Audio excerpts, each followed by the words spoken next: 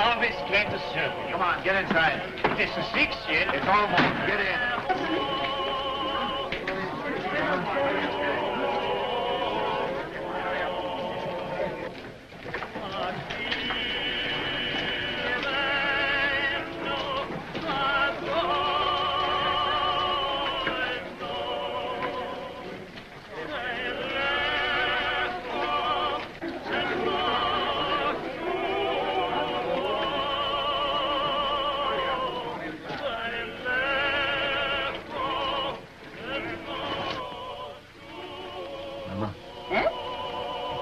Locking up time.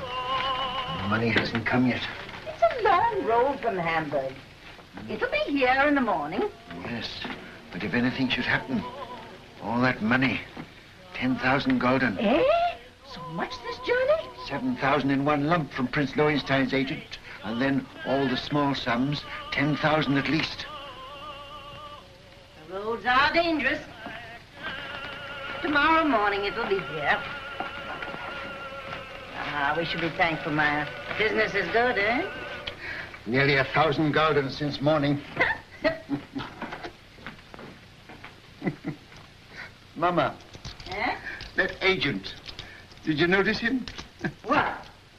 There he sat, sly and smiling, planning to rob this poor old Jew Rothschild. And here I was, so innocent, a little child, a baby, in fact. And there was that fine old clock that his master had sent him to bargain for. Yes.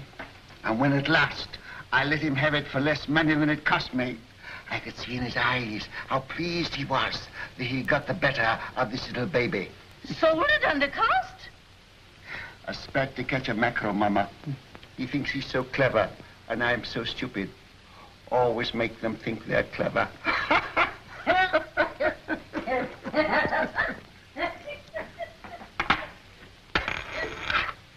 Mama! Eh? I've been robbed. Maya! Bad. A whole gulden. A dead loss. Bad. Are you sure? Sometimes they're only cracked. You're right, Maya. Who gave it you? Could it be that? That agent. And I gave him some wine, too. Some of the good wine. Shh, Maya. He'll come again. Yes. He'll come again. And then, Mama, I catch my mackerel. Well, no one can ever say you don't deal fairly with your customers, Maya. It pays in the end, Mama. Now finish your accounts and I'll lay the supper. All right, Mama. Shan't be very long now. The roast is almost done. Smells good. Looks good, too.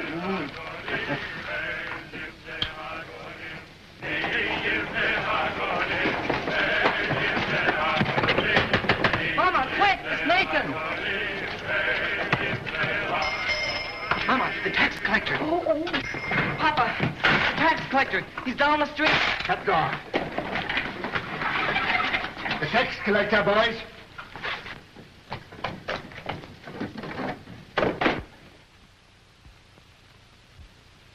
Mama, put away the silver. I have.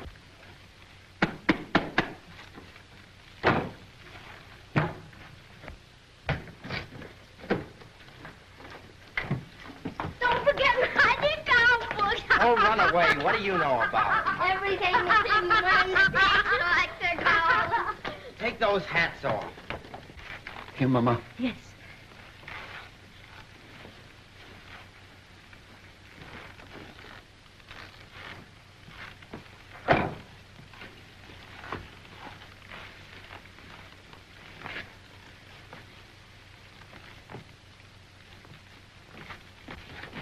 Hurry up, Carl.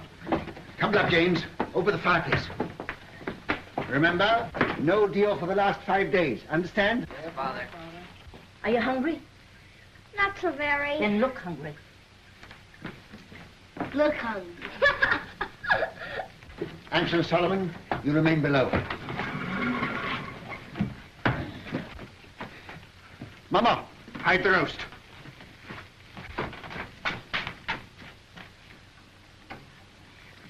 Get off, Jim.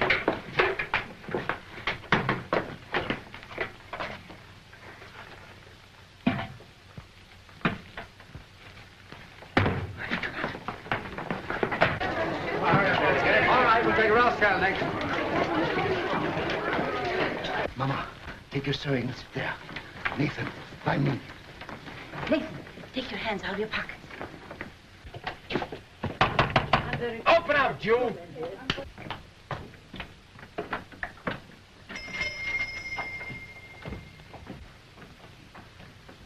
Who is it, Nathan? Now then, Rothschild, Why, it's my good friend, the tax collector. bring out your account book. Certainly, sir. Here it is. I was just looking over it. Things are very bad. I was saying to my poor wife, Gudella, this is our friend, the tax collector. Never have I known such a bad month. No. For 5 days, not one garden have I seen. Customers come, yes, but they don't buy. No. And no one's traveling these days, so my exchange business is worse than nothing. I shall soon starve. Starve, eh? Huh. Something smells good. One of our neighbors must be having a roast. Close the window, Mama. What do you take me for?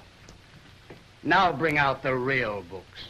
Real books? Why, Excellency, I don't understand what you mean. Rothschild, you're doing more business than any Jew in Jew Street. You're going to pay 20,000 gulden. 20,000? Oh. Why, a council of the big merchants in the city doesn't pay as much as that. That's another matter. He's outside the ghetto. Oh. He's not a Jew. Oh, if you were going to kill me this instant, I could barely raise 1,000 gulden. Upstairs. That's the house. Pull the beds apart.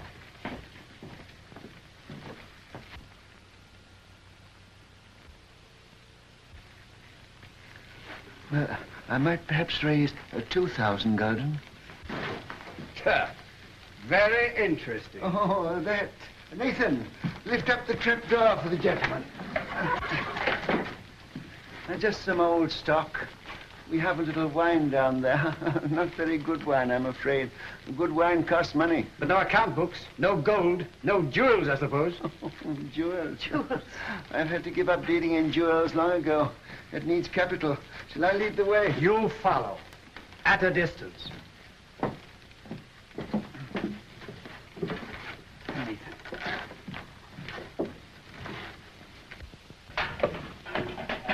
Stand up, Jew boys.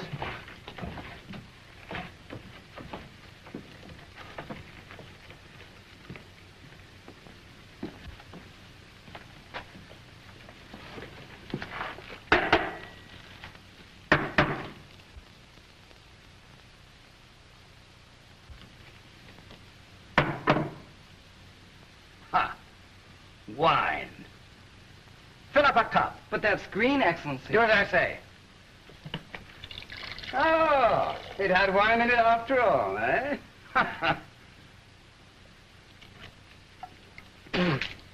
Slop. Yes, sir. That's what we drink. Ah. But there's some here that Father keeps for his special customers. Won't Your Excellency try it?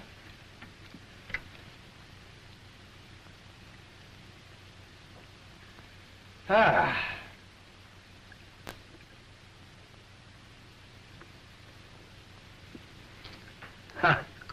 You old fox. It's good. Your Excellency does us honor. Rothschild, apparently you've been telling me the truth. So do you know what I'm going to do? No, Excellency. I'm going to charge you 20,000 gulden just the same. But I can't do it. There's not that much money in the whole ghetto. Rothschild, you'd like to pay only 2,000 gulden again, wouldn't you? Yes, Excellency.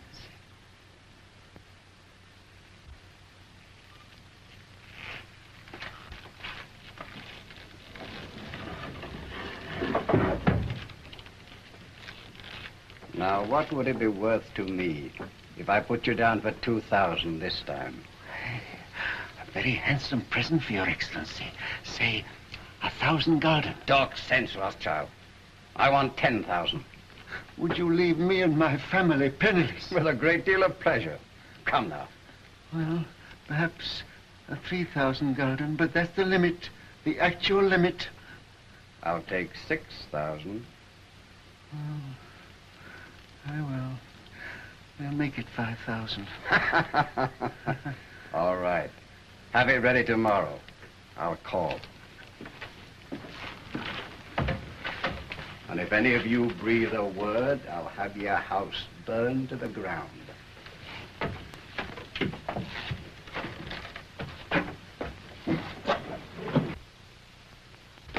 Boys, you did well. Nathan, you're a smart lad. That wine, Mama, you should have seen him. And after all, a 5,000 gulden isn't as bad as it might have been. No. But it is bad to have to pay away 5,000 gulden. Not as bad as having to pay away 20,000, Father. 6 o'clock, all Jews inside. Can't wait all night. Come on, let's get out of this ghetto. Shall I go after him? I'll let him go. Mr. Rothschild! Mr. Rothschild! What's the matter? What's happened? The man who was bringing your money from Hamburg has been waylaid by the tax agents outside the city. What? They heard he was bringing the money to Jew Street. They might have killed him, but he got away. He got away with the money? No, they got it, Mr. Rothschild. They got the money. What? All of it? Yes, all of it. You hear that, Mama? You hear that, all of you?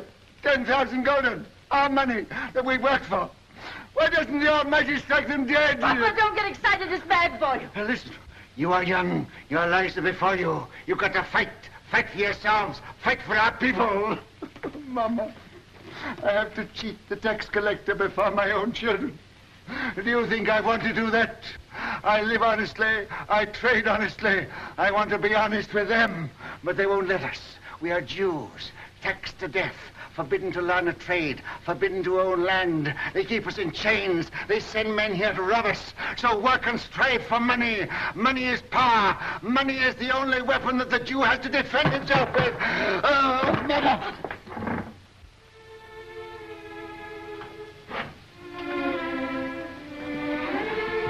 Come, you must speak with you. All of you.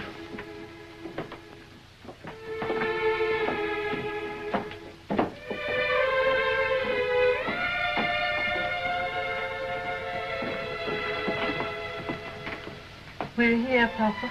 All of us. My sons, when I go, I leave you in your mama's care. She is wise, far wiser than I, and good. Do always as she says, and you will grow rich. Come closer.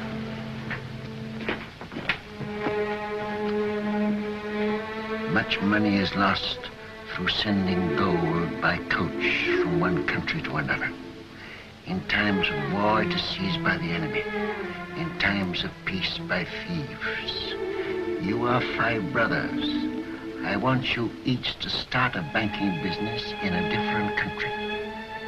One to go and open a house in Paris, one in Vienna, one in London.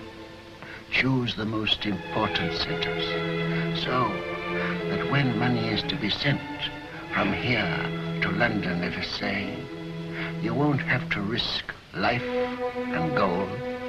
Hampshire, here in Frankfurt, will just send a letter to Nathan in London saying, pay so-and-so. And that will be offset by loans from London to Frankfurt. Understand? Yes. In your day, there will be many wars in Europe. And nations that have money to transport will come to the Rothschilds because it will be safe. Papa, you mustn't talk anymore. The doctor... I'm giving advice to our sons, Mama, that the doctor cannot give. Remember, unity is strength. All your lives you must stand by one another. No one brother must be allowed to fail while another brother succeeds. Your 5 banking houses may cover Europe, but you will be one firm, one family, the Rothschilds, who work always together. That will be your power. And when that power comes, remember the ghetto. I shall be here.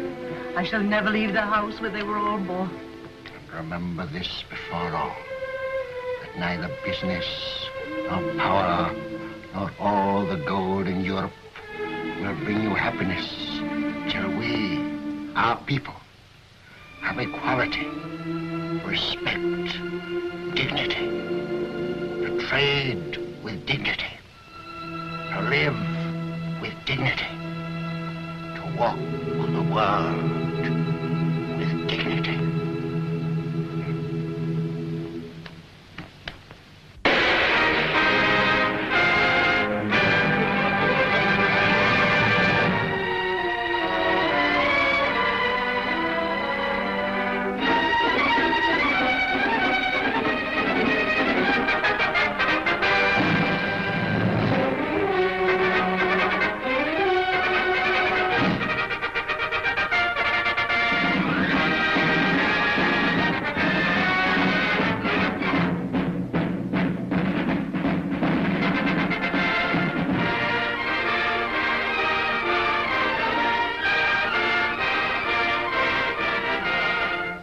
If Napoleon is to be beaten in the East, we must have 15 million florins immediately, and more later. I think it can be done, Prince Metternich, but I shall have to consult with my brother Nathan in London. Come, Solomon, can't you decide now? Your Highness is aware that the Rothschilds work as a family, and we have made Nathan our head.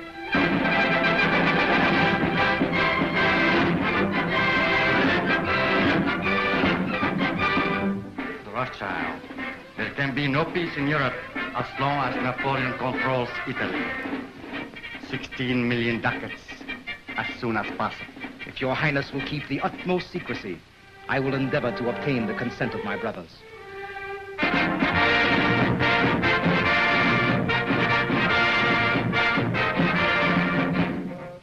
You must realize, Monsieur de Talleyrand, how difficult it is for the Paris House of Rothschild to help the Allies against Napoleon. My dear Monsieur James, I will be as secret as the grave.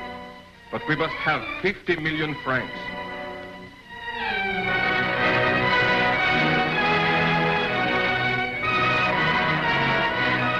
Your visit honors our house, Count Ladrums. Quite aware of that answer, Rothschild. I wish no one to hear of it. Only necessity brings me here.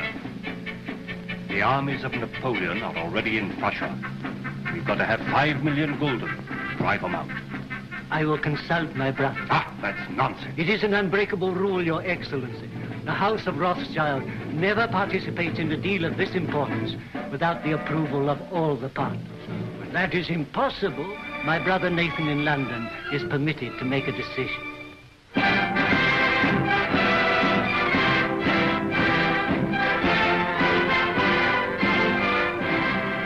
It may be that just one more loan will carry us to victory. You've been most generous, you and your brothers too. And I can assure you, sir, that His Majesty fully realizes that the House of Rothschild has already contributed 10 times as much as any other banking house in Europe. Captain Fitzroy arrived this morning from Wellington's headquarters, and he's told me how much the General appreciates what you've done. Lord Wellington's language on the battlefield can't be repeated, sir. But I've heard him declare that he wouldn't swap any one of those 5 -- Rothschilds for any 5 of Napoleon's -- brigade. May I tell the Prime Minister you agree to one more loan? Do you realize, gentlemen, that the Allies are drawing on us throughout Europe? It's money that wins wars. It's money that makes wars. With £5 million, we can hold Napoleon at bay. Mr. Harris, tell the Prime Minister I decline to raise £5 million to keep the Allies fighting Napoleon. I'm sorry. But you can tell Lord Wellington that the 5 -- Rothschilds will let him have 10 million if he'll guarantee to smash Napoleon. Oh, excuse my hat, gentlemen.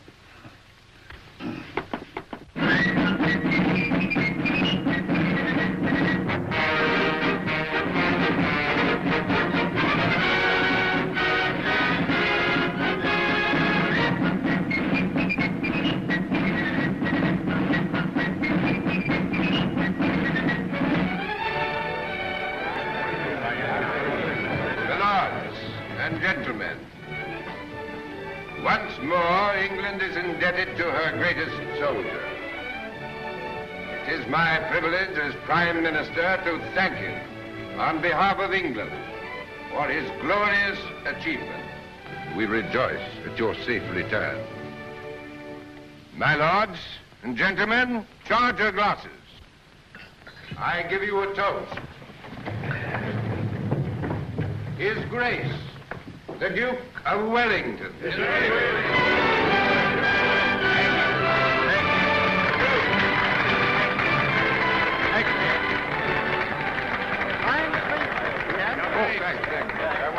Well, that's over. Empty. Who's got some snuff here? Yeah. England's the greatest soldier. That's all right. May I shake your hands, Your Grace? Thank you. Yeah, here it is. Why wasn't Rothschild here? There was some feeling. Wasn't he asked? Well, no, Your Grace. Some of these people... Wasn't the man who paid for these dash wars important enough? It wasn't a question of importance. It was... If he can't come here, I suppose we can still go there. If Fitz.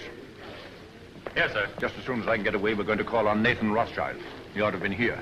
Dash light, I call it. More snuff. You know where the old boy lives? Very well indeed, sir. Oh, you young blackguard. I'd forgotten about that daughter of his. Devil.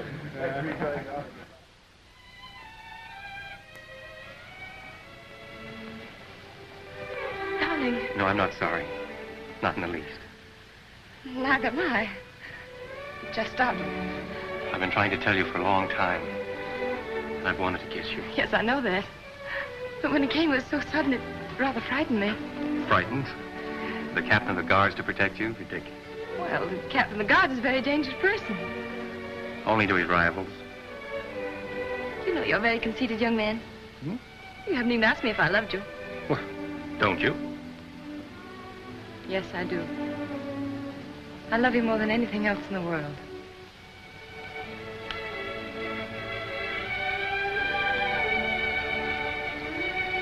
And then tonight, after I tuck the Duke into bed, I'll call on your father. My speech to him is all ready. I've rehearsed it not less than 1,000 times.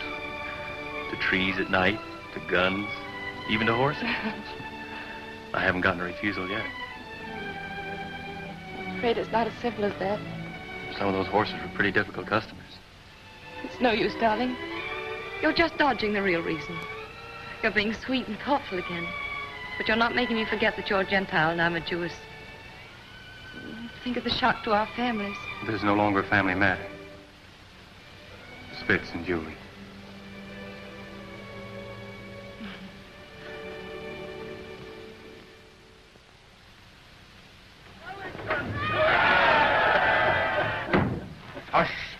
Hush. I've had that crowd at me heels all day.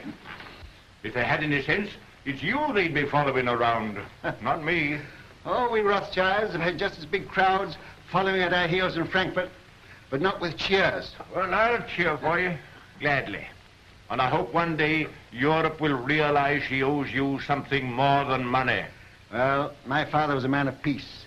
He told us never to loan money to make wars, always to end them. And that's been our principle. Everybody knows that and respects you for it. No, Your Grace, they don't know it, and they don't respect us. Other bankers are jealous of us. The man in the street thinks we're just Sherlocks, and Europe hides its head for shame because it borrows from the Jews. I suppose you know it's that Prussian fellow, Count Lederans, that's responsible for that rot. I know. He hates me and all my race. He's a proper jackass, Rothschild, and he ought to be hanged. I must admit that the same happy thought has occurred to me more than once. You know, it's a danger having a man like that in authority. Always making enemies. Well, that's a danger, as they may need us again. What do you mean? Well, perhaps we're not out of the woods yet. Why, Napoleon's scotched. Napoleon's in exile, but he's not dead. As good as dead, Rothschild. As good as dead. Ah, perhaps. Another brandy, Your Grace. Ah. I've often thought it would have saved a lot of trouble if Napoleon had been born an Englishman. Oh. Where would I be then? Why, his commanding officer, of course. Oh, thank you. Sound brandy you've got here, Rothschild. To the peace of Europe. Well, I'm a soldier. But I'll drink to that. I see, Rothschild. A little secret. Mind you, I oughtn't to tell you this, but I just heard this morning that they are going to float a dash big loan to put France on her feet. An enormous loan. The biggest thing ever issued. Yes? Well, they've got to do something. France has had 20 years of war and the whole country's torn up. But now they've got peace. They're going to get together, the 5 allied powers, and help her out. And the banking house that floats this loan will at once become the most powerful in Europe. Its prestige will be enormous. That's it. Now's your chance. Your Grace, I can't sufficiently thank you for this information. Mind you, it's a dash dark secret. But it serves the chuckleheads right for telling me. They ought to know by now I can't keep a secret. Send a message to Mr. Roth and ask him to come to me here at once. Yes, sir. We'll drink to the house that floats the new French loan. To the House of Rothschild. And its greatest member. Huh. Ah, there you are. Miss Julie. Your Grace? Mrs. Rothschild, you've got to watch this young rooster. I'm beginning to understand now why you were always asking for leave to return to London. Now that you do understand, I trust you'll let him come more often. It's against the regulation. Oh. I only saw Julie 5 times, sir. And once when you sent him with the dispatches to the Prime Minister, Julie was waiting for him at the corner of Downing Street. That I hope isn't against the regulations, Your Grace. Not if he didn't speak to you. We didn't think you knew about that, Nathan. Ah. I'm afraid it's time to go, Your Grace. All right. You can't fox this man. He's a magician. There's no question about that. Oh, I say, Rothschild, I've been told you knew about Napoleon's abdication 2 days before the War Office did. Is that true? Yes, but then the War Office never knows anything for 2 days after everybody else knows it. Yes, and then they take 2 more days thinking it over. But how did you do it? They say Indians get things by putting their ears to the ground, but you're not an Indian, are you? No, just plain Jerusalem, with a heart of gold. Well, I know something about sending dispatches. My man Fitzroy here is the best at that. But if I had 20 Fitzes, I couldn't do it in that time. You knew about Napoleon's abdication almost as soon as it happened. How the deuce did you do it?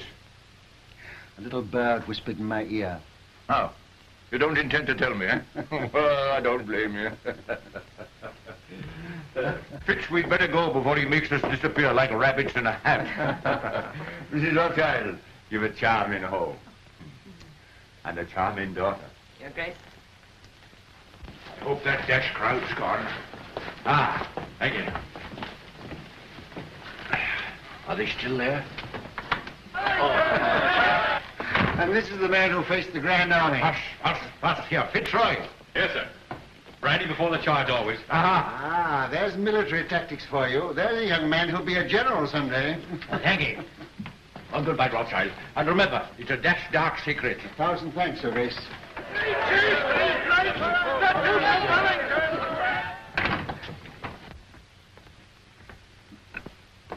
There he goes, longing for the peace and the quiet of the battlefield. Yes, sir. Mom, I ought to be very happy, but I'm not quite. What is it, dear? Fitz says it's nobody's business but ours, just his and mine. But it's his wretched family I'm thinking of. You know, Mother, nearly all of his aunts are duchesses and countesses, and oh, I'm so afraid they'll turn up their noses. He doesn't object to our money, I hope. No, he says he's willing to overlook that. Oh, I'm glad to hear that. Father, please don't think of Fitz like that. Please don't. You're hurting her, Nathan. Isn't that rather cruel? Oh, no, it's my fault. I never told Father I really cared as much as I do. And you didn't either of you think I knew. We businessmen are not supposed to notice unimportant things like daughters and wives. You should know better than that, Hannah. Well, I knew she loved him, but we thought we'd tell you when you got to know him better. Julie, you know the tradition of our family. A Rothschild to marry a Rothschild. But I wasn't a Rothschild, Nathan. No, but you were Hannah. And you were one of our race. That's what frightens me, Mom. These dreadful prejudices. Could we bear it? Could Fitz bear it? I won't pretend, Julie, that I wouldn't rather you married one of your own people. It's a cruel barrier. Yes. But the world's changed a bit, especially in England. There's no Jew Street here. And they're lifting other chains from us, too. So, perhaps... Oh, no. No, don't say perhaps. Say yes. What do you think, Hannah? I think girls should be allowed to make their own choice. Ah, I'm not sure that I agree with you. Oh, but this girl, Father. Well, it's about the first time that I've known a Rothschild to make a bad bargain. You are a Rothschild. And the Duke of Wellington has told me that the Rothschilds did a great deal for Europe during the war. Now, what have your Fitzroys done? Nothing. Beyond repeatedly getting leave of absence from duty and showing an unaccountable interest in orchids. And a remarkable taste in women. That doesn't show strength of character. Any fool could fall in love with you. Oh, but not any fool could get your consent. He hasn't tried But yet. he will. And when he does, you'll see him. Oh, you darling. Here's Rose looking positively shocked. Don't go, Julie. Oh, but I must. I'm engaged. Where are you going, Julie? I'm going out to the orchid house. Look at the orchids. Roth, I sent for you because I have tremendous news. This message must go to each of my brothers at once. By what His Grace calls our magic. Great news. Yes, indeed.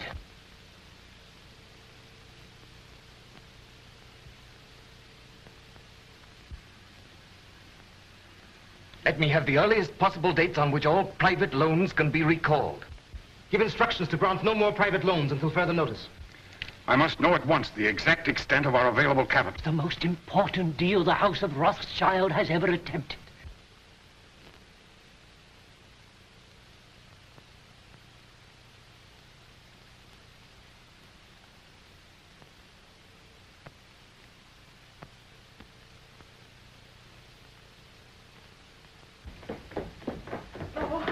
Let me look at you. Oh, you really look so very nice. I'm sure I don't know how they could refuse you anything you asked. I'm not depending entirely on my profile, Julie. Where's my hat? Oh, the carriage hasn't come yet? I'll take a hack. That's what I like to do. It always makes me feel so independent. Sure you won't let me put a little perfume on your handkerchief? Quite sure. You're so calm. Aren't you excited at all about getting this great loan? Who'll be there? Representatives of all the big banking houses in Europe. Baring will be there, of course. And the ministers of the countries interested, I suppose. I suppose so. Ladrange representing Prussia, Metternich from Austria, and the rest of them. Still, you feel pretty sure, sir, don't you? Sure of half of it, anyhow. I have private information that ours was the best bid. The largest loan in history. You know it's the proudest day of your life. The proudest day of my life happened 30 years ago. I shan't draw an easy breath. Don't worry.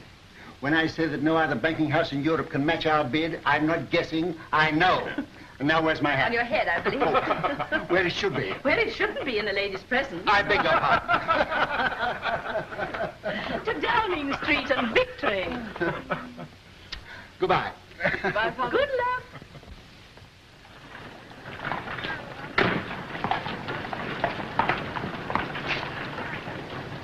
Thank you, sir. But, Mr. Rothschild, even your daughter, Miss Julie, pays me more than this, sir. Miss Julie has a very rich father. I haven't.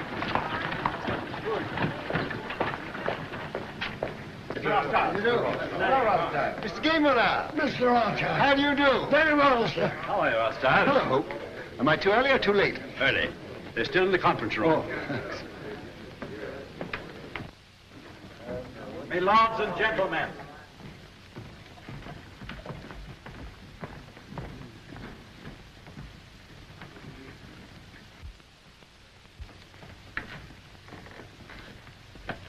Your hat. Oh. Thank you, Mr. Baring. The meeting is called to order. Gentlemen, bids for a French loan for 450 million francs have been received and recorded. Offers to take all or a part of the issue of bonds, the greatest single issue in the history of European finance, were received from the following banking houses. J. Lafitte and Company, Paris. Gay Moulin, Vienna. Hope, London. Bertrand de Lis, Madrid. Baring and Company, London. It is the decision of the conference that the highest authoritative bid is that of Baring and Company, London. They will be awarded 3/4 of the issue at 71. There being no further... But you're mistaken, Mr. Harris, there is. Mr. Nathan Rothschild. I'm compelled, my lords and gentlemen, to draw your attention to what must certainly be an oversight. I regret to say, Mr. Rothschild, the decision must stand. But my house sent in its bid to take the entire issue, and our price was a point better than Mr. Baring's. Why is that not recorded? Perhaps Count Ladrance would like to explain the situation to Mr. Rothschild.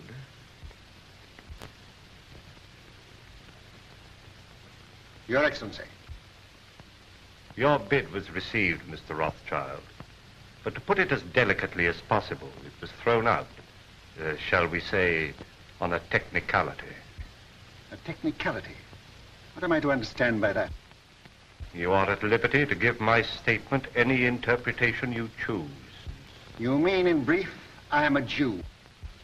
Likewise, in brief, I do. Gentlemen, I must accept your decision. But since Count Ladrance has been frank enough to admit the reason for our exclusion, I venture to advise him that these attacks on my race are ignorant and futile. He may strike and strike again. A Jew falls, 1,000 are wounded, but the race lives on. But unfortunately for His Excellency, we are evidently eternal.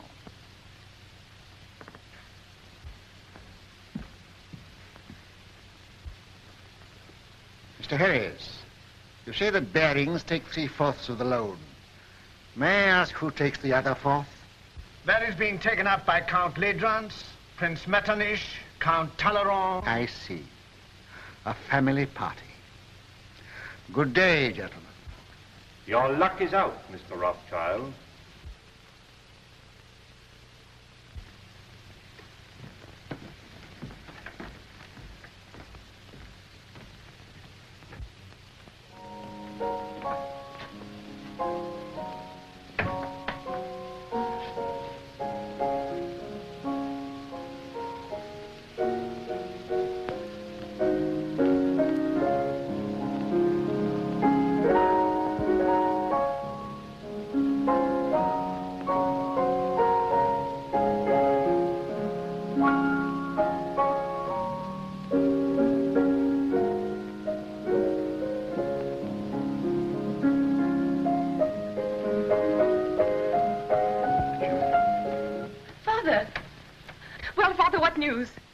The House of Rothschild. Well, they've been throwing stones at it. And I'm afraid some of the stones went wild and hit you, Julie. What do you mean? I've just come from a meeting of men in society, the kind of society to which Fitzroy belongs. And they stoned me because I'm a Jew. Fitzroy isn't that sort. Julie, you must give him up. Give him up? I can't. I know best. But you don't love him, I do. Will he continue to love you? Father, this isn't like you. You've always fought for what you wanted and got it. Well, perhaps I'm a fighter, too. This fight's been going on for 2,000 years. Things are changing. You said so yourself. I was a fool. I thought we'd swept away these prejudices, but I was a fool. Fitz knows what he's doing. We've talked this thing all over. We're ready to face the consequences. While you're young. But what are the years to come? There's no one else in the world for me but Fitz, and I won't give him up. Well, Nathan, what is it? They didn't outbid you. Yes. My bid was thrown out on a technicality. A technicality? Because I'm a Jew. But they did me a great service. They showed me just how they were going to behave to Julie if she married into their set. You'll do as I bid you. I'll try, Father. Nathan, what have you said to her? You can't ruin their lives. No, I'm going to save them. Hannah, she mustn't continue to see this man. You must get her away. But where? Take her to Frankfurt and take her at once. Excuse me, sir. I heard the result of the meeting and came to offer my sympathy. Oh, well, thanks. If you have any spare sympathy, you might keep a little in reserve for Baring, Ladrance and Company. I don't think they need it, sir. No, they may later. Do you realize that Ladrance, Metternich, Talleyrand, and the rest of the party are taking 1/4 of this loan without a penny between them? But they'll make millions on the rise. Ah. He's tired. Perhaps I'd better call again later. Ralph? Sir. If you could buy government 4% bonds at 60, would you pay 74 for them? No, sir. Would you, Hannah? Goodness me, no. I thought not. Nathan, what's in your mind? Murder. Hannah, I'll tell you exactly what's in my mind. And this may interest you, too, Roth. Baring and those others headed by Ladrans have taken this new loan at 71. On the first of the month, they're going to offer it to the public at 74. It pays 4%. But there is already in existence a previous government bond which also pays 4%, of which we have a large holding. This bond is now selling at 73. Hannah says I'm tired, but I'm not too tired to realize that if the public can buy one government bond for 73, they won't buy a new issue bearing the same interest for 74. That's true, sir. But Baring and the other bankers will run up the old bonds, and when they rise to about 75... I know what you're going to say. They'll make the old ones rise, and then launch the new ones a point lower, and the public rushes in. Quite so, sir. But suppose there is no rise. Suppose somebody pricks the balloon and it doesn't go up. Suppose before they can run it up, somebody else begins to run it down. Suppose by the first of the month, these old bonds now selling at 73 should fall down to 63. Then they couldn't possibly launch the new loan at 74 because nobody would buy it. No. And Baring and Ladrans and his little band of bankrupt brigands will wait for it to go up.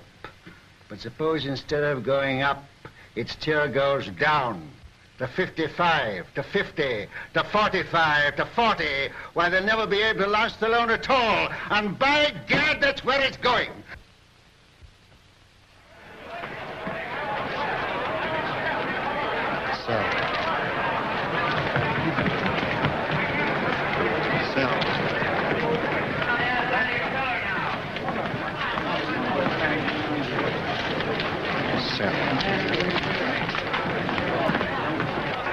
Look at Rothschild. You'd think he was selling apples instead of government bonds. Bonds are now at 53. All right. I'll keep on selling till I tell you to stop. You're creating something like a panic on the exchange, sir. I know. What kind of a flower is this that Hannah gave me this morning? I don't know, sir. Very pretty. It smells nice, too. Mr. Rothschild, do you know what you're doing to the market? What have you heard? My dear fellow, I don't hear things. I just imagine them. You know what kind of a flower this is? No. 52! 52! That means I'm down about 25 million francs. And you the same, Ladrans. Can't something be done to stop him, Baring? You're the biggest banker in England. Are we all to be ruined by the gymnastics of a dirty Shylock? I've thrown the entire resources of Baring's bank into the pool, but I can't stop it. He's got us on the run. Right. I bet you £0.50 that Baring makes straight for this post within 2 minutes. I'll take you, sir. I'm tired of losing money. I'd like to win some.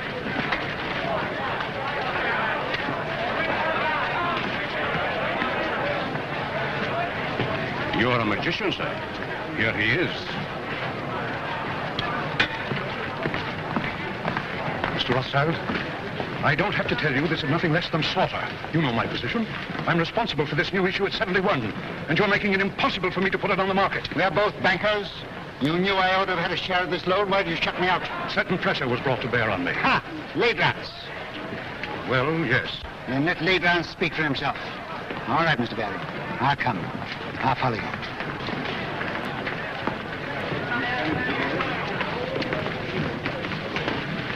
About how much has this thing cost us up to now? About £5 million. All right. We'll make 10.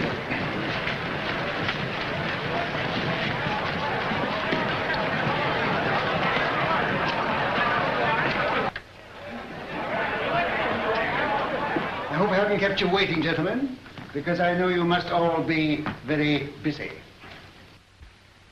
We sent for you, Rothschild, to make you an offer. You resent being left out of this loan. Mr. Baring, as you know, holds 3/4 of it. He is prepared to part with half of that to you. Will that satisfy you? What about the other quarter? That, as you know, is held by us. Oh, yes, you bought it at 71. Well, we're responsible for it. You bought it at 71. It was allotted to us. And not against your will, I hope. Certainly not. So you bought it at 71. What do you mean, bought it? Can you pay for it at 71? You know perfectly well that no one is prepared to pay in full for an entire issue. Were you prepared to pay anything? Could you have stood a 10-point drop? No. You took it for a rise. You're financially irresponsible, the whole lot of you, except Mr. Baring. I know just how much money you've got, each one of it. And if I like to hold down the market till after the first of the month, and I can, you're all ruined and dishonored, including Baring's Bank. Now, I'll rescue you on one condition. That you pass me the entire issue at 68. That's impossible. Now, what excuse can we offer to the public? Just say it was found necessary. On what grounds? Oh, on a technicality. No. Very well. Wait, please. We have to deal with Mr. Rothschild. Under the circumstances, I consider his offer a generous one. And as the head of the House of Baring, I insist on Mr. Rothschild's terms being accepted. What? Are you going to take it off our hands, Rothschild? That's uncommon good of you. Viscount Road. Are you also on the preferred list? Yes, but I much prefer to be off of it. Well, we've no choice. I accept. I say yes without hesitation. Complete rents? Very well. To save time, I had this little contract drawn, which I shall ask you gentlemen to sign.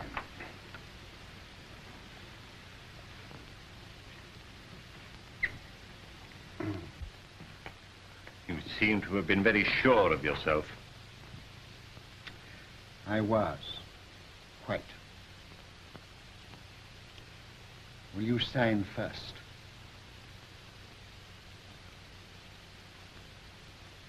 $49.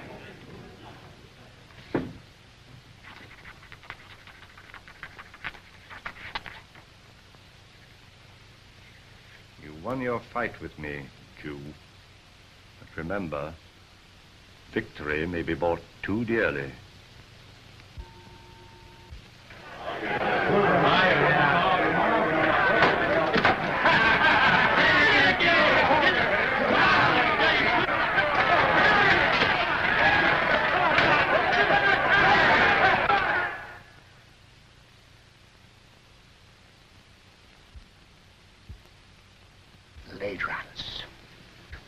What are you going to do, sir? I'm going to Frankfurt. I'll leave within an hour.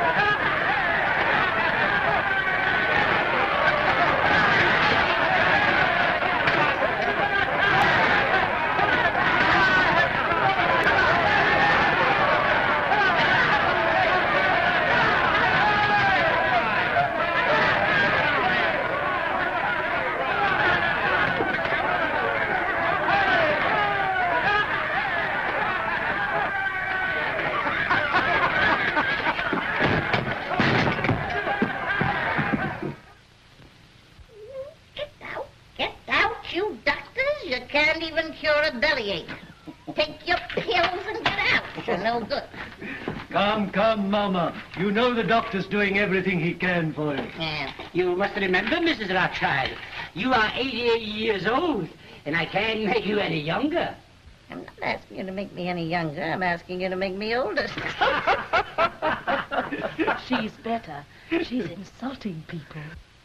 There's nothing the matter with her. Just nerves. Nerves! Do you think I'm afraid of that rabble? I've had 88 years of this, and I'm not dead yet. But we want you to come away with us for a few months. You're not safe here. I was born here, and I'll die here. And that won't be soon, either. I'll live a dozen years yet. Nathan, you ought to know enough about bargains to know the Lord isn't going to take me at 88 when he can get me at 100. Well, Nathan, what's brought you here all of a sudden? He came to see his wife and family. What have you been doing that girl of yours? She goes mewing about like a cat that's lost her kittens. She needs a change. She needs a husband, that's what's the matter with her. What about one of the Goldschmidt boys? I'm afraid Julie has ideas of her own. Then leave her alone. She's no fool.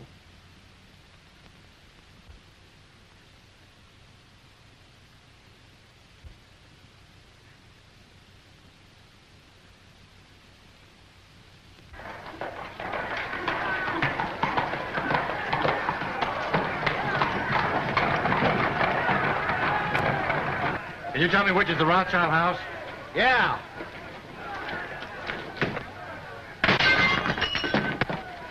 That's it.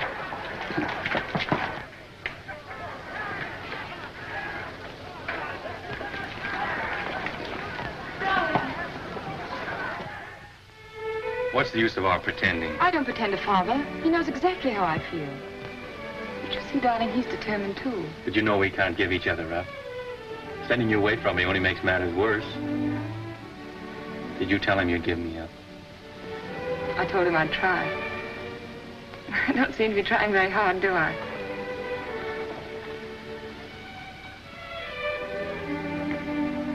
Let me look at you. How long did it take you to get here? How long have you been riding? I left yesterday morning. How'd you manage? I asked Nosy for leave. Who's Nosy? That's what we call the juke behind his back. Oh.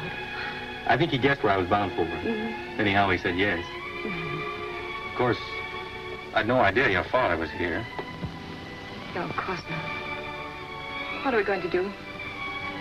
I'm going to see him and have it out. Fitz, Oh, darling. Won't you see this through with me somehow? I've got you and I'm going to keep you.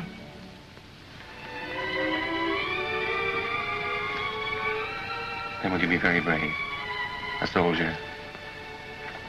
And wear this ring. Oh, yes. It's one of those family things. My mother wore it. Oh, it's lovely. What's the meaning of this? Father, Fitz has only just arrived. I saw him and brought him in here. Does your mother know? No. Now, nobody knows but us. Why are you here? You knew my wishes? I came here for the same reason you did, sir. I heard there was trouble and Julie was in danger. Go to your mother. I'd rather stay and hear what you have to say to Fitz. Please go, Julie.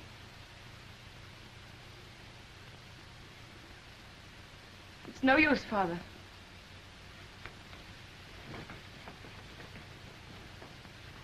I had a good reason for keeping you and my daughter apart. I desire that you respect my wishes. If Julie weren't agreeable, I wouldn't be here, sir. But her happiness is involved as well as mine. Unfortunately, we differ as to where her happiness lies. What has changed your attitude toward me, sir? Captain Fitzroy, I doubt whether there's a single man in London today who would suspect me of being a sentimental fool, which apparently I have been. But fortunately, I have a certain amount of common sense, which sometimes comes to my rescue. You'll please understand that your attentions to my daughter are objectionable to me.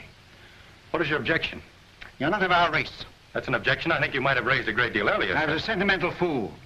Walk through this ghetto. Go into the Jewish quarter of any town in Prussia today, and you'll see men lying dead. Julie's people killed by your people for but one crime, that they were Jews. Now do you understand? I'm sorry, sir, but I still love Julie. Julie is a Rothschild, and she'll not marry without her father's consent. Good day.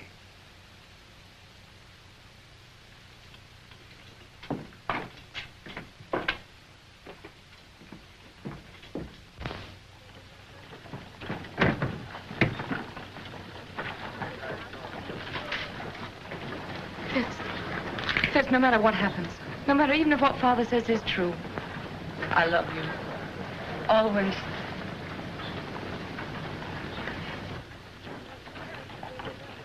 The Jews of Prussia know that this uprising is the direct result of your quarrel with Ladrans, and that has made them bitter against you. Fools, Nathan has done more for the Jews in England than any man who ever lived. England isn't Prussia, Mama. Ladrans has his agents everywhere. They spread lies and propaganda.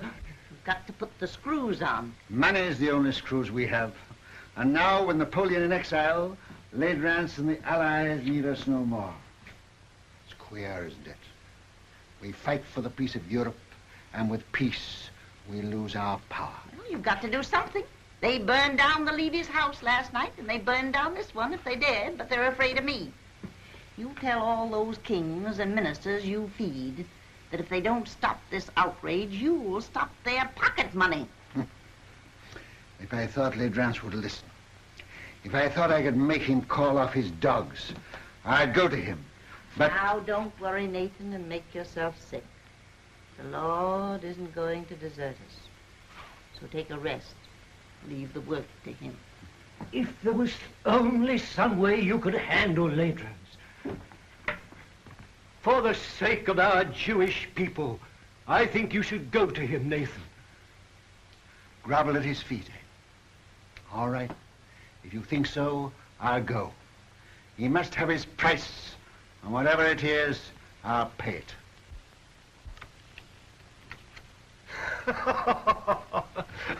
I'll make you gentlemen pay for your wine. The cards seem to favor you tonight, Your Excellency. Well, they should.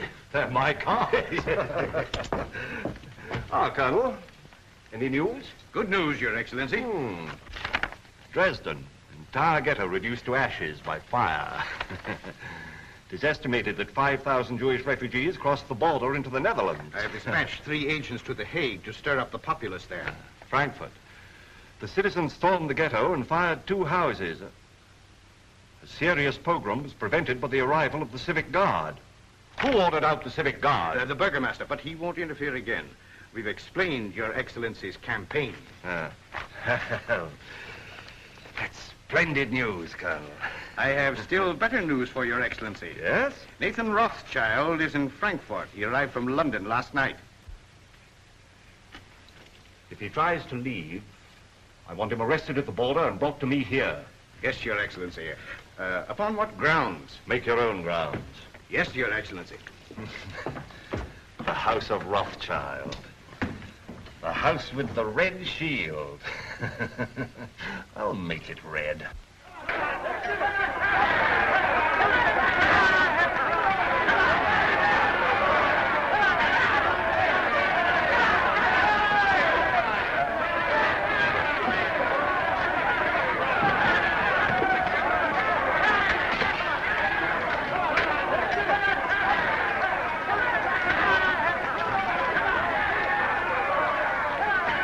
That's him, the one in the heavy coat.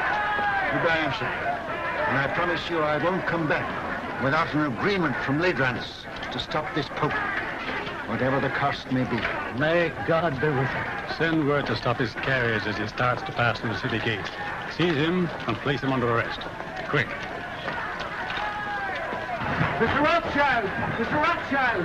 What is it, Schumann? This message just arrived at the office, sir. It's from Mr. Nathan. Me? Yes, sir.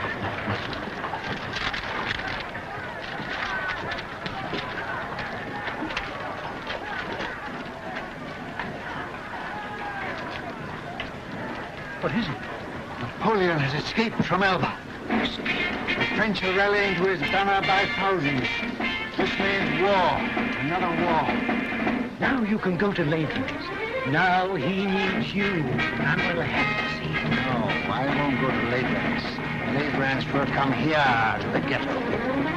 Michael, bring my baggage back. I'm not going. Very well, sir.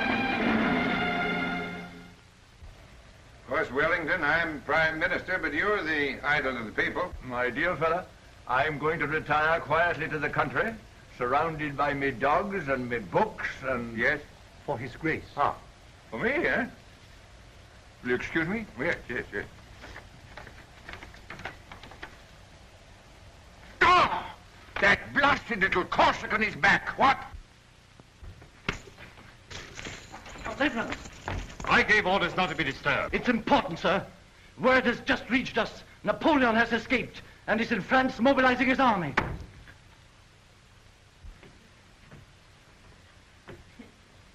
Mama, dear. Yes? My, you're walking just like a young girl. Well, boys?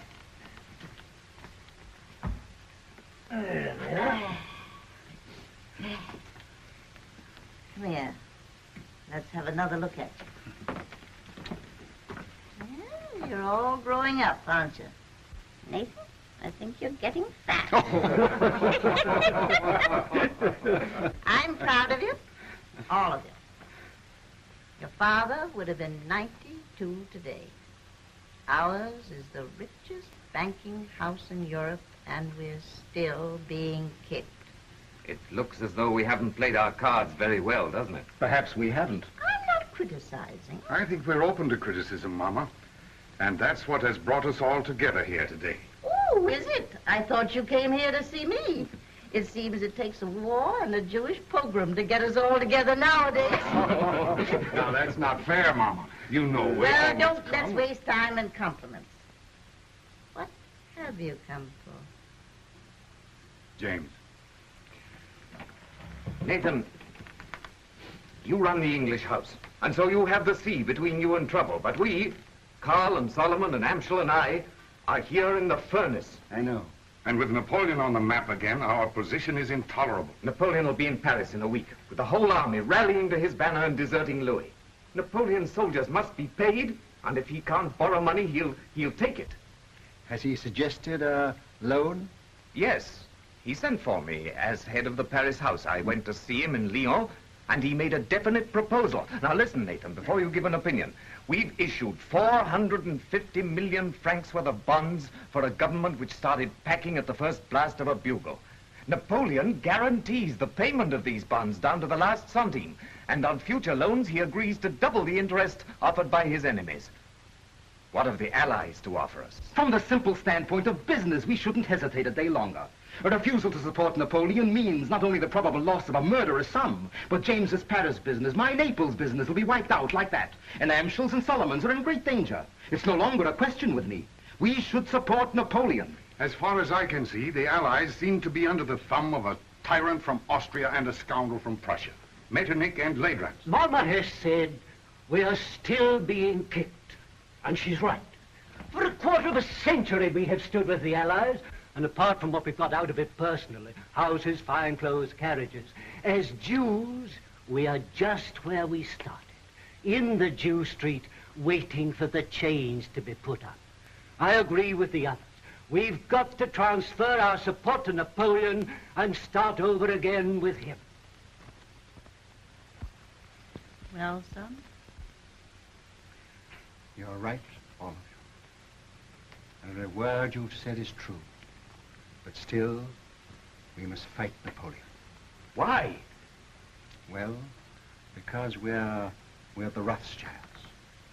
For the time being, anyway, we're something more than 5 rich Jews looking for the main chance. We know, the world knows, that until Napoleon is gone forever, there can be no peace in Europe for Jew or Gentile. You can't deny it, any of you. We've got to take the risk. We've got to swallow our pride, to stomach our resentment.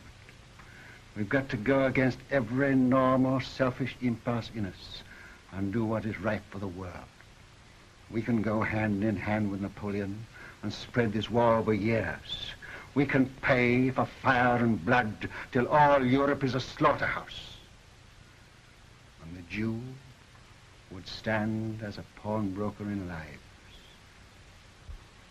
We can't do it. We must stand as we've always stood. Not for war, but for peace. And if we all go down, we'll go down with honor. We leave no shame anywhere. My son, that is what your father would have said. You're right. I agree.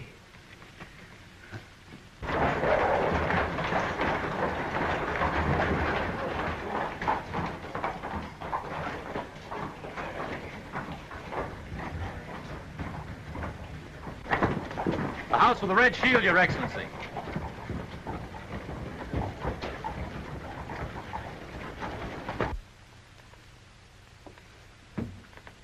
The Philistines are upon us. Who is it? Metternich, Talleyrand, and Leidrans. Who could that be, the tax collector? Something very like it, Mama. Is Mr. Nathan Rothschild here? Your Excellency will enter.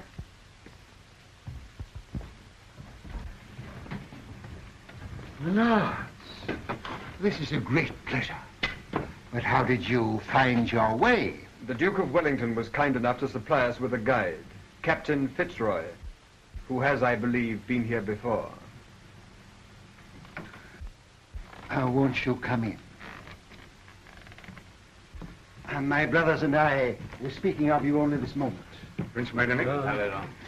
I won't burden you with introductions, except perhaps to my mother, who was startled by your arrival.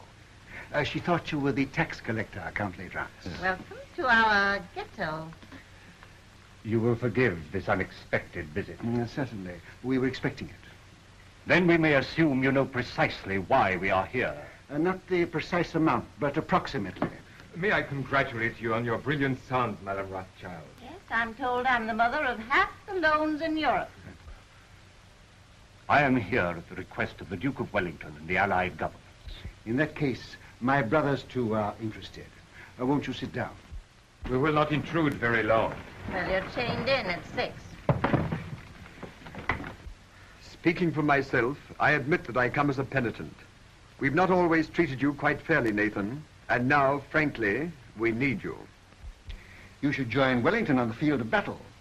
He once told me that the test of a great general is to know when to retreat and to have the courage to do it. The Allies need money. Now, we're not asking you to give anything.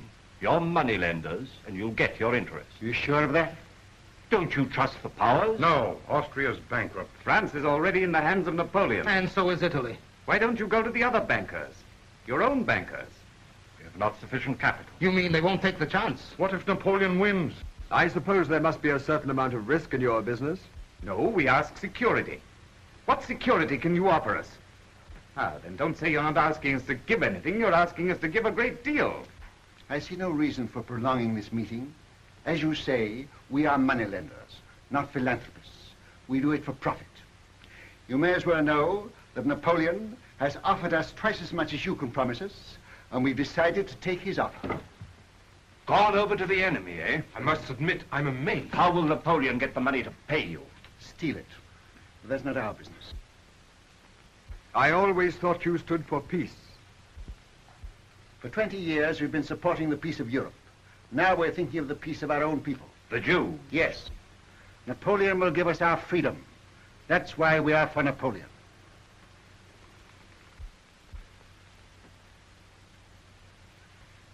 Is that your only reason for deserting the Allies? I resent being cross-questioned by you, Count L'Adrans. I think His Excellency was about to make a proposition. Oh. Well, if we gave you all the freedom that Napoleon could give you, would you then be willing to sacrifice the financial advantage of his offer? Count L'Adrans, we are moneylenders. Come, Nathan, after all these years. What do you offer? What do you want? Brothers, may I speak for you? Yes, of course. We require an agreement, a treaty, signed and guaranteed by your governments, giving to our people absolute freedom. In this agreement, they would lose their chains. They would have the right to follow any trade, to own land, to live with respect, and remember what our father said, Mama? To walk the world with dignity. I fear we will have to lay that before our respective governments. You are your respective governments, and you know it. The day this agreement is signed, the resources of the House of Rothschild will be at your command, and not before. Very well, we accept.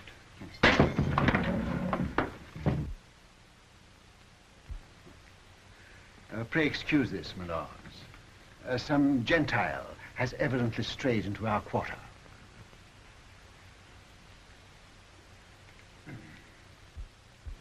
Goodbye, Granny. Goodbye, my precious.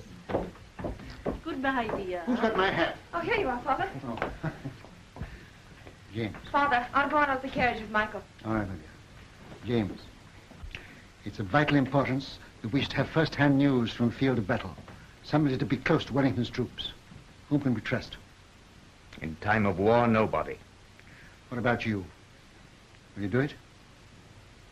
Yes. And I'll get word to you every day. Of every move they make, the instant they make it, and always by the usual method. Oh, Mama? I'll come to the door with you. Oh.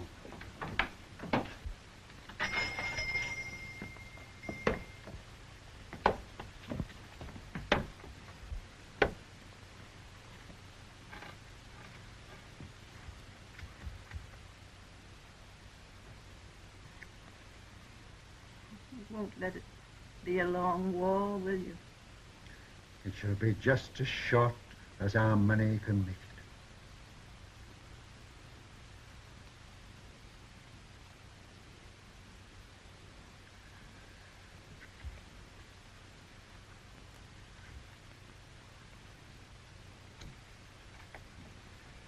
Good luck. Goodbye, Mama.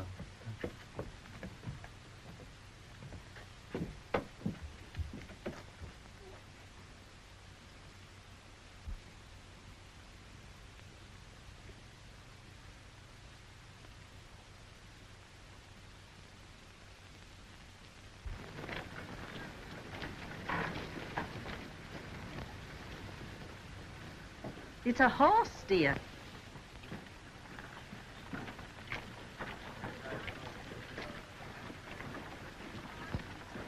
This time I'm here by command of the Duke of Wellington, sir.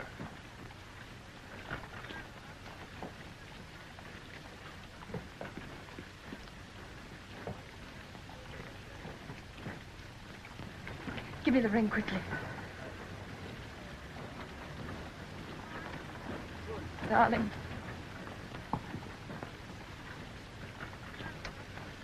Well, I must say I hope the entire war isn't going to be conducted on this romantic basis.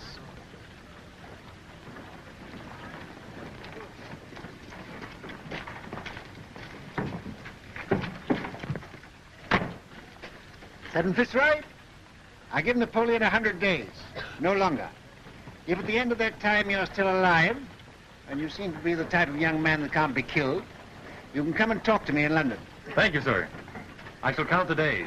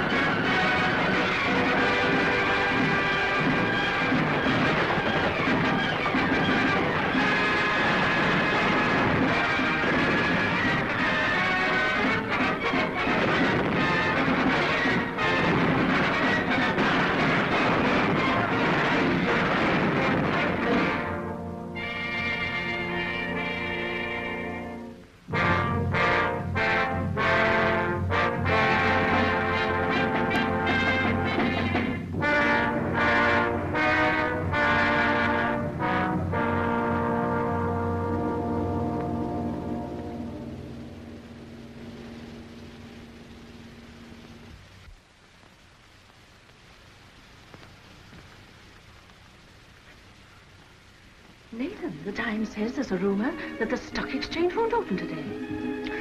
I wish it were true, but it isn't. Hannah, sit down. When people become rich, very rich, they have grave responsibilities. I know. I mean moral responsibilities that come with money that poor people never know. Yes? Could you bear to be poor? Really poor? I'm asking you now because tonight may be too late. Tell me what you mean. I'm buying on the stock exchange when everyone else is selling. I'm risking everything we have to save the credit of England. I'm sticking to the bargain I made. But things look bad for us, Hannah. Very bad.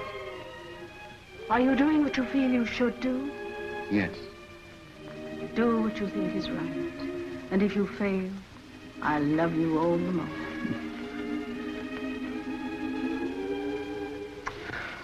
And whatever happens, with your love and your flower in my buttonhole, I'll still be the richest man in the world. Father, Mr. Rhodes brought a message. May we hear it? It just came, sir. I thought you should have it before going to the exchange.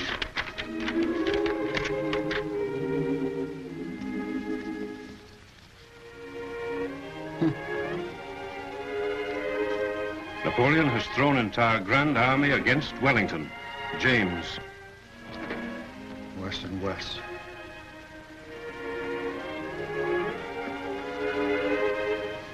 Poor Julie. These are hard times for young lovers. Father, you said you gave Napoleon 100 days. This is the 100th day. Fitz hasn't come back to me.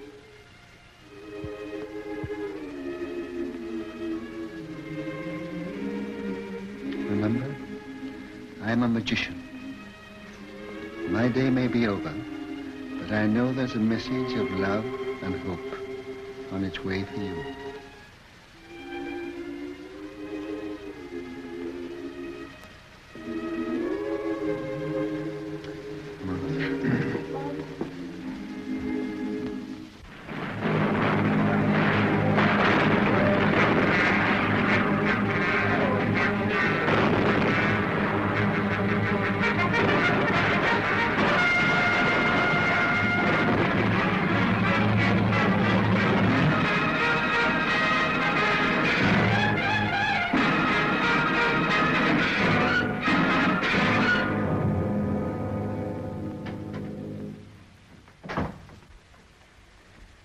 Am I to continue to buy? Yes. But it's sheer suicide, sir. Buy. Support the market. But we can't possibly keep it up, sir. How long? It's 2 hours to closing time. Can't hold on for 2 hours. Then stop this insane buying. No. I made a deal with Ladrans and the rest, and I won't go back on my word. Buy till we break. But do you realize, sir, that you're holding more than any man ever held in the history of the stock exchange? We've picked our horse, we'll back it till it drops. But here are messages from your brothers begging you to hold back. You're alone in your judgment. Are you blind? Where will Europe be if England is bankrupt? And if I can't hold the market, England's credit is gone. But no one man can hold a nation's credit single-handed, Mr. Rothschild. One man can try. I'm fighting in the only way I can fight, with money. I'm giving all I've got to give for the peace of Europe. And whatever other Englishmen do tomorrow, I buy today. Mr. Rothschild, forgive me, but a wild rumor's reached the exchange that Wellington has been defeated. It can't be true. I should have heard long ago. We owe so much to you. Will you do one thing more? Come and show yourself on the exchange. They say you're ruined and dare not face the music. There's a wild panic. Your presence may steady the market. I'll come.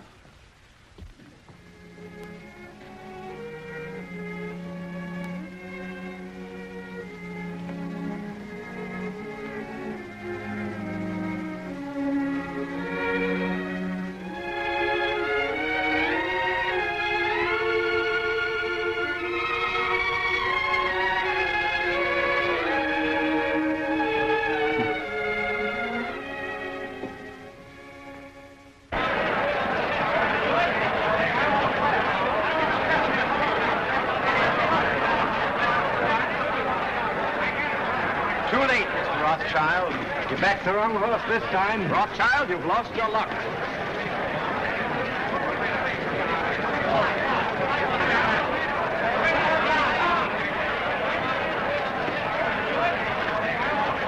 Michael.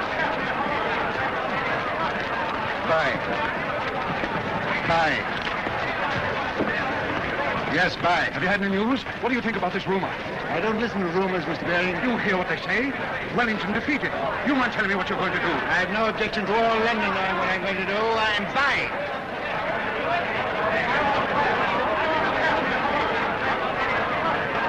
Mrs. Rothschild asked me to give you this. Did she come here to the exchange? Herself? Yes.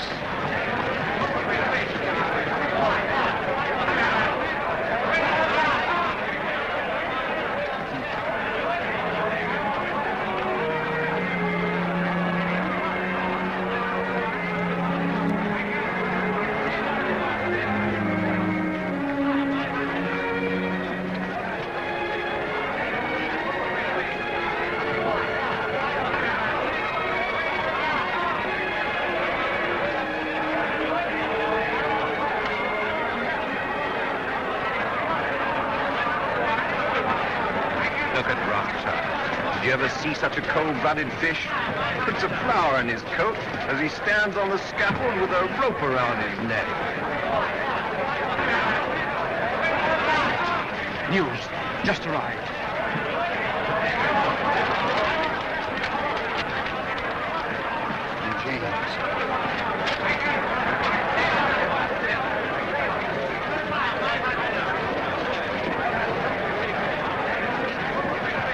Wellington victorious at Waterloo.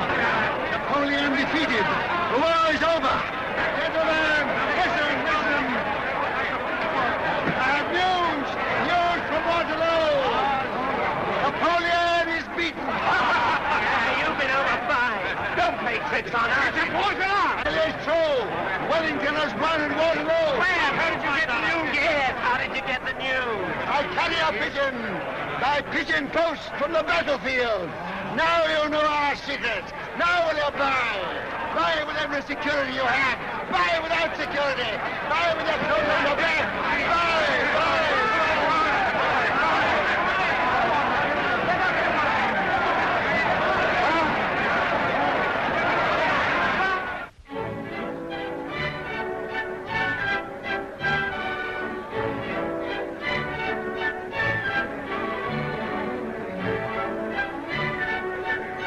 Rothschild, do tell me how it feels to be the richest man in the world. One has to be very clever to make a fortune these days. Perhaps, but far more clever to keep it. Really? Well, I wish you'd tell me how to make money on the stock exchange. What's the recipe? Oh, same as for a cold bath. Quick in and quick out. Excuse me.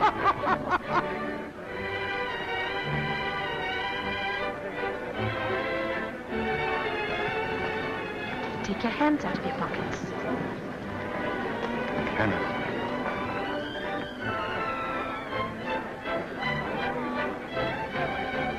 Strange, isn't it? If young people like that should be just as interested in romance as you and I. May I congratulate you, young people? Thank you, Your Grace. Nathan, you're worried about something. Yes, Hannah, I am. I'm confoundedly worried. What is it? Well, Mr. Rothschild, my congratulations. Harry, George, just the man I wanted to see. I'm very worried. Which knee do I kneel on when I go before His Royal Highness?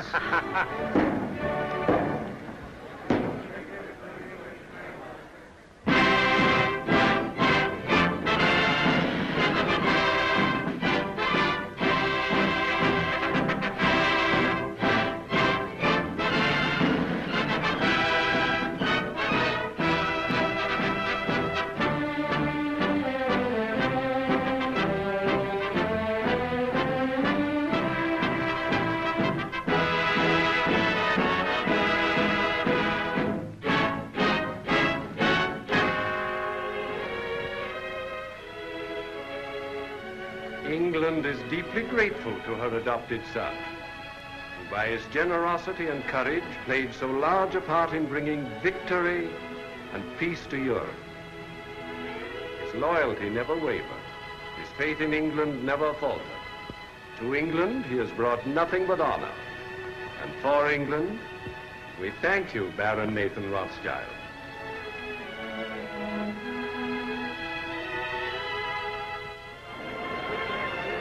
Hannah, I used the wrong knee.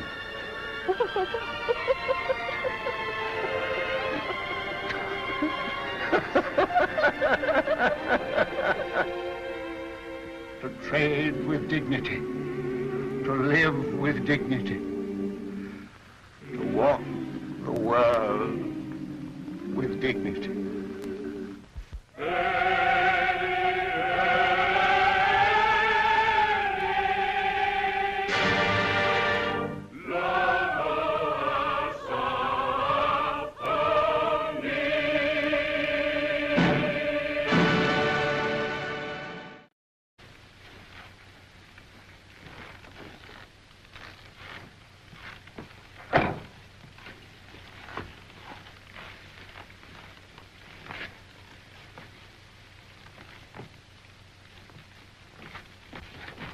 Hurry up, Carl. Tumble up, James. Over the fireplace. Remember, no deal for the last 5 days. Understand? Yeah, Father. Are you hungry? Not so very. Then look hungry. Look hungry. Anson Solomon, you remain below. Mama, hide the roast.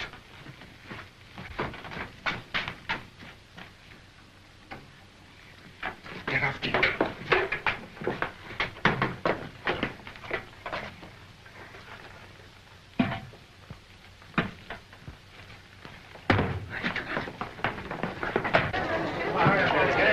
take Rothschild next. Mama, take your sewing. Sit there. Nathan, by me. Nathan, take your hands out of your pockets. Open up, Jew.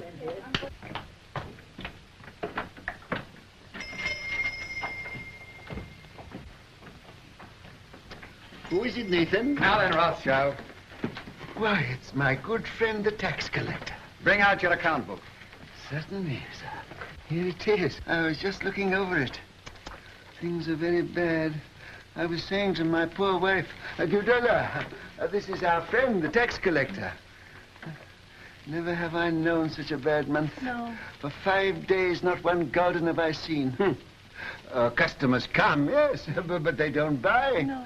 And no one's traveling these days, so my exchange business is worse than nothing. I shall soon starve. Starve, eh? Huh. Something smells good. One of our neighbors must be having a roast. Close the window, Mama. What do you take me for? Now bring out the real books. Real books? Why, Excellency, I don't understand what you mean. Rothschild, you're doing more business than any Jew in Jew Street. You're going to pay 20,000 gulden. 20,000? Oh. Why, a council of the big merchant in the city doesn't pay as much as that. That's another matter. He's outside the ghetto. Oh. He's not a Jew. Oh, if you were going to kill me this instant, I could barely raise 1,000 gulden. Upstairs. That's the house. Pull the beds apart.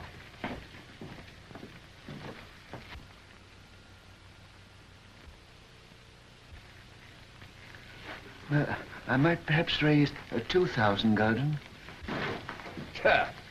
Very interesting. Oh, that. Nathan, lift up the trap door for the gentleman. Just some old stock. We have a little wine down there. You did well. Nathan, you're a smart lad. That wine, Mama, you should have seen him. And after all, a 5,000 gulden isn't as bad as it might have been. No. But it is bad to have to pay away 5,000 gulden. Not as bad as having to pay away 20,000, Father. 6 o'clock, all Jews inside. Can't wait all night. Come on, let's get out of this ghetto. Shall I go after him? Oh, let him go. Mr. Rothschild. Mr. Rothschild. What's the matter? What's happened? The man who was bringing your money from Hamburg has been waylaid by the tax agents outside the city. What? They heard he was bringing the money to Jew Street. They might have killed him, but he got away. He got away with the money? No, they got it, Mr. Rothschild. They got the money. What? All of it? Yes, all of it. Do you hear that, Mama? Do you hear that, all of you? 10,000 gulden. Our money that we worked for. Why doesn't the Almighty strike them dead? Papa, don't get excited. It's bad for you. Now listen, you are young. Your lives are before you. You've got to fight. Fight for yourselves. Fight for our people. Mama, I have to cheat the tax collector before my own children. Do you think I want to do that? I live honestly. I trade honestly. I want to be honest with them. But they won't let us. We are Jews, taxed to death, forbidden to learn a trade, forbidden to own land. They keep us in chains. They send men here to rob us. So work and strive for money. Money is power. Money is the only weapon that the Jew has to defend himself with. Oh, Mama!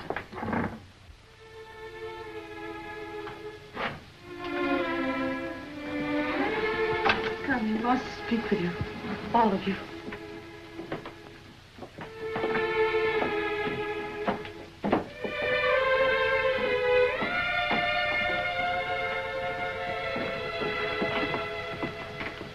We're here, Papa.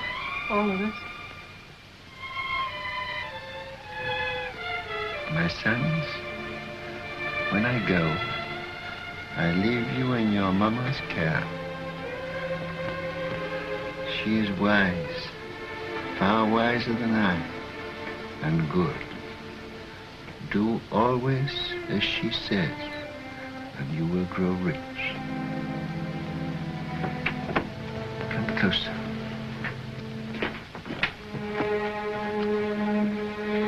Much money is lost through sending gold by coach from one country to another. In times of war, it is seized by the enemy. In times of peace, by thieves. You are 5 brothers. I want you each to start a banking business in a different country. One to go and open a house in Paris, one in Vienna, one in London. Not very good wine, I'm afraid. Good wine costs money. But no account books, no gold, no jewels, I suppose. Jewels. I've had to give up dealing in jewels long ago. It needs capital. Shall I lead the way? You follow, at a distance.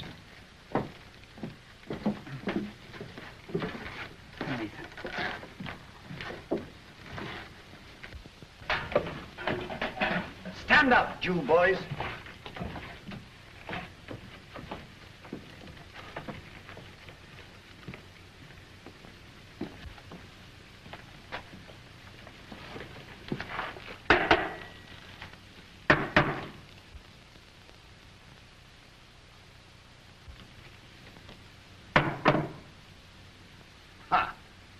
Wine. Fill up a cup. But that's green, Excellency. Do as I say. Oh, it had wine in it after all, eh?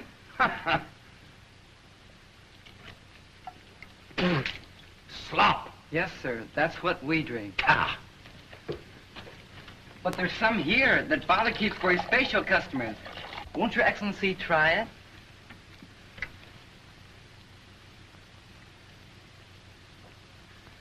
Ah.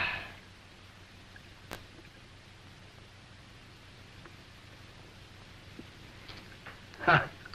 You old fox. It's good. Your Excellency does us honor. Rothschild, apparently you've been telling me the truth. So do you know what I'm going to do? No, Excellency. I'm going to charge you 20,000 gulden just the same. But I can't do it. There's not that much money in the whole ghetto. Rothschild, you'd like to pay only 2,000 gulden again, wouldn't you? Yes, Excellency.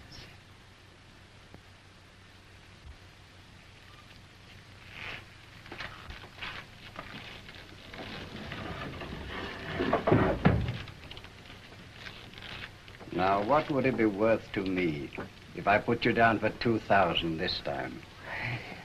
A very handsome present for Your Excellency. Say, 1,000 gulden. Talk sense, Rothschild. I want 10,000. Would you leave me and my family penniless? With a great deal of pleasure. Come now. Well, perhaps 3,000 gulden, but that's the limit, the actual limit. I'll take 6,000. Oh, I will. We'll make it 5,000. All right. Have it ready tomorrow. I'll call. And if any of you breathe a word, I'll have your house burned to the ground.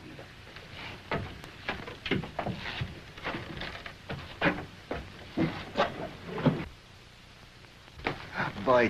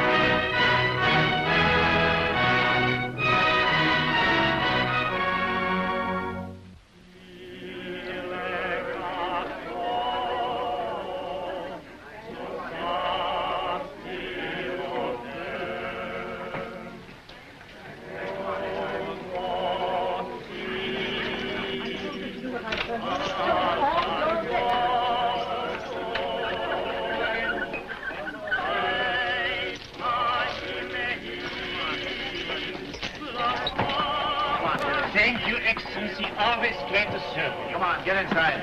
This is 6 yet. It's almost. Get in.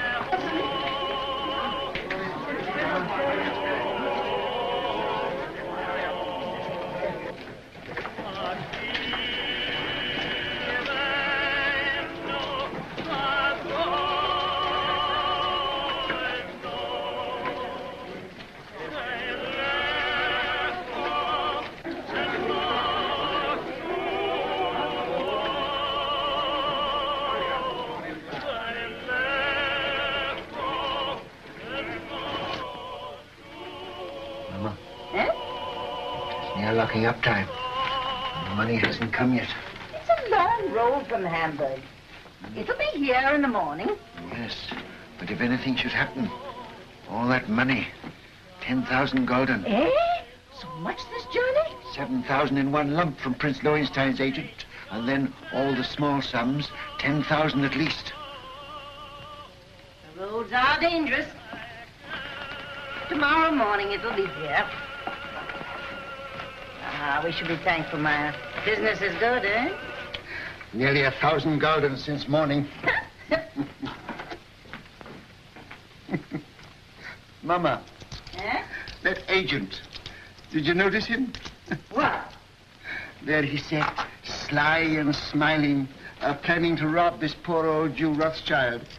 And here I was, so innocent, a little child, a baby, in fact.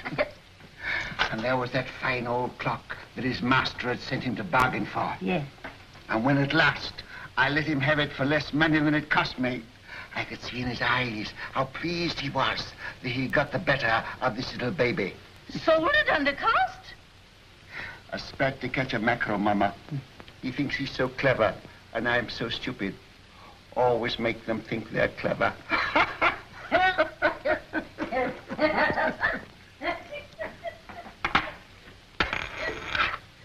Mama! Eh? I've been robbed. Maya! Bad. A whole gulden. A dead loss. Bad. Are you sure? Sometimes they're only cracked. You're right, Maya. Who gave it you? Could it be that? That agent. And I gave him some wine, too. Some of the good wine. Maya, he'll come again. Yes. He'll come again. And then, Mama, I catch my mackerel. Well, no one can ever say you don't deal fairly with your customers, Maya. It pays in the end, Mama. Now finish your accounts and I'll lay the supper. All right, Mama. Shan't be very long now. The roast is almost done. Smells good. Looks good, too.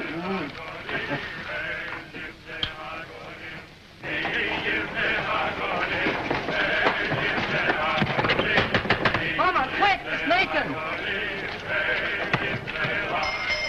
Mama, the tax collector. Oh. Papa, the tax collector. He's down the street. Cut off. The tax collector, boys.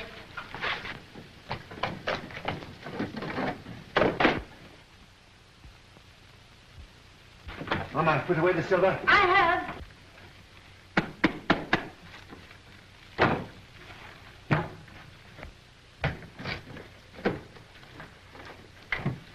Don't forget my account book. Oh, run away. What do you know about it? Everything is in one picture like the color.